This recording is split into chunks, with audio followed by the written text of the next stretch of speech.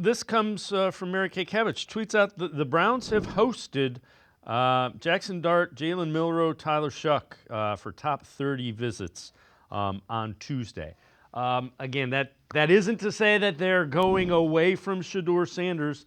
It is to say they are looking at every option that could be available at 33 and in the third round as well. I think those were what, I mean, again, Jaxson Dart might sneak into the first round. Jalen Milroe might. All three of those guys aren't going in the first round, in addition to Shedeur and Cam Ward.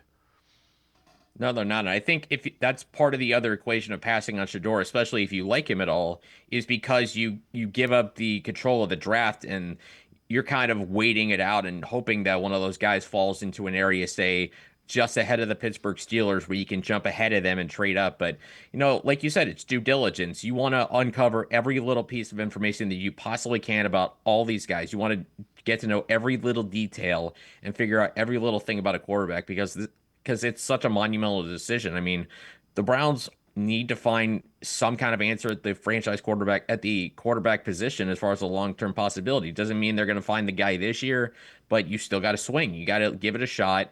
And the best way to do the shot, take that shot at the hardest position to evaluate, is get all the information you could possibly get. What kind of person is he? What kind of worker is he? What kind of leader is he? How can he explain, things that didn't go quite right when they're looking at the film, for example. For example, I would say Jaxson Dart's fourth quarter questions. I would imagine those are things I'd be looking at. Jalen Milroe, same, issues with why the short passes aren't as good as the medium throws. And it's as the long throws, I should say, and et cetera, et cetera. But bottom line, the Browns wouldn't be doing their job right now if they didn't investigate every possible option that they could go for within their first two or even their first three picks at quarterback. I think bottom line, if they don't take one or two, they have to have one by the middle of day number two.